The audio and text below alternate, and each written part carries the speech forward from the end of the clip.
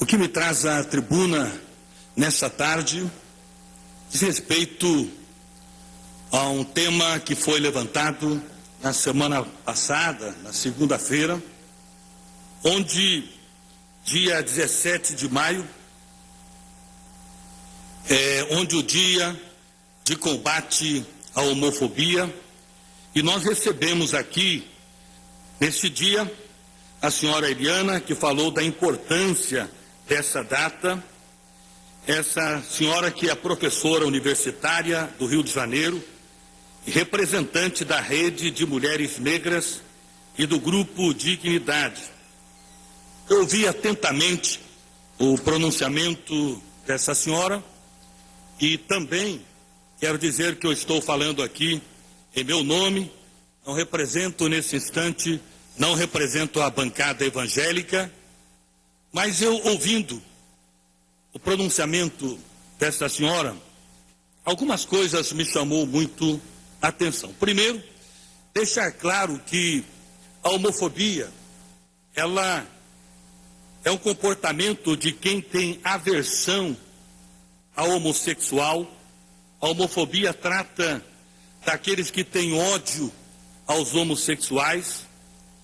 E interessante que, nesse pronunciamento, nós ouvimos a fala dela dizendo a respeito das mazelas, das dificuldades que os homossexuais têm, dificuldades como a violência no meio desse grupo, violência que tem enfrentado, e dificuldades até com relação a emprego, dizendo que eles teriam que se prostituir para poder garantir o seu emprego, referindo-se aos homossexuais.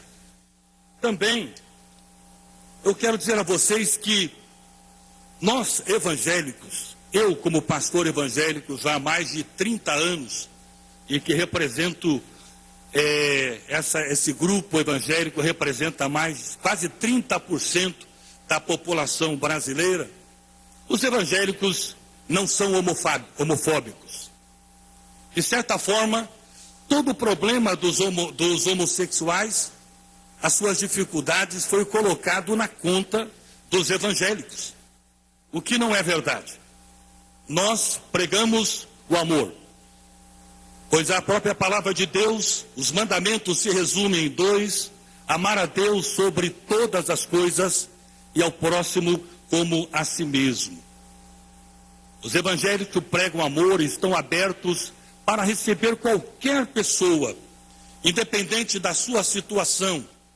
E a grande maioria das pessoas que se achegam em nossas igrejas são pessoas machucadas, pessoas em situações difíceis e que vão em busca de um abraço, de segurança, de amor, e a igreja tem feito esse trabalho ao longo dos anos.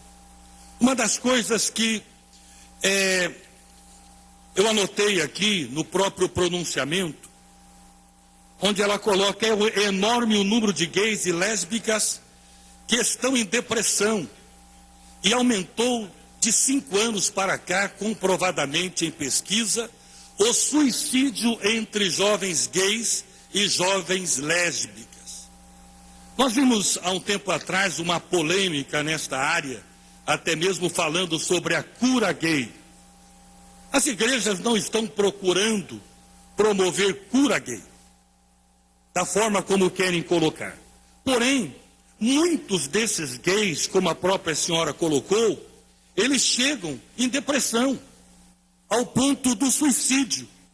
E eu pergunto aos senhores, senhoras, a toda a família paranaense: será que nós havemos de negar o apoio a essas pessoas que estão em depressão, ao ponto do suicídio, como a própria senhora colocou no seu pronunciamento? Ela colocou o seguinte: estamos vivendo um momento um tanto conservador, que parece que a chegada dessas pessoas na solicitação dos seus direitos, e quando elas começam a encaminhar e se mobilizar dentro da sociedade, algumas pessoas sentem medo. Como é isso? Numa sociedade que temos os valores sexistas tão fortes, como vamos entender um ser que a priori nasce biologicamente masculino, com o passar da vida torna-se um gay e com o passar da vida decide, por uma questão de fórum íntimo, que não nos cabe julgamento, se tornar uma mulher transexual ou um travesti. Eu vejo uma grande contradição, porque aqui ela declara que a questão da homossexualidade é uma decisão, que nasce homem ou nasce mulher, e por uma questão de fórum íntimo, toma uma decisão. E quando a gente ouve a maioria pregar que o homossexualismo não é uma escolha. E quero deixar bem claro a todos que eu conheço muitos homossexuais e que, na verdade, eles não apoiam esses ativistas gays. Pessoas que, de repente, conforme a senhora colocou, tiveram essa opção da sua homossexualidade, é uma questão de fórum íntimo, mas que vivem as suas vidas de forma tranquila, pacificamente, e não concordam com esses ativistas gays que saem fazendo todo o barulho e tentando colocar na cabeça de adolescentes que estão ainda numa fase de criar a sua personalidade, da sua identificação, tentar colocar na cabeça dele que ele é um gay. O que ocorre é que nós não pensamos e não lutamos para proibir que essas pessoas assumam a sua homossexualidade. A grande questão, quando se fala em criminalizar a homofobia, está dizendo o seguinte, que aqueles que têm um comportamento homofóbico ou que são contrários devem ser criminalizados. Deputado Hélio Russo, como ficamos nós, pastores, os padres, tantos outros que professam que têm um pensamento diferente e que creem na Bíblia Sagrada? Como ficam esses ao citar a Bíblia quando a Bíblia condena tais comportamentos? Se citarmos, nós seremos incluídos no grupo dos homofóbicos e seremos sujeitos às sanções da lei. É esse o grande questionamento. Eles são livres, os homossexuais são livres para fazer as suas escolhas. Mas nós não podemos ser punidos por expressar a fé, por pregar a Bíblia Sagrada que nós cremos. E tanto cremos, e não só os evangélicos, mas os católicos também têm esse posicionamento, pois é a mesma Bíblia. Interessante também que chega no momento do seu pronunciamento, onde ela diz que diz assim, que nós evangélicos estamos proibindo eles de conversar com Deus. Pastor Edson Praxic, que absurdo querer jogar isso na nossa conta, dizendo que nós proibimos os homossexuais de falar com Deus. Então, nós percebemos que há um movimento muito forte, e não atribuo a todos os homossexuais, mas os ativistas gays, que querem promover, eu não sei exatamente qual é a intenção disso, mas promover uma maior discórdia e tentar taxar principalmente os evangélicos como homofóbicos.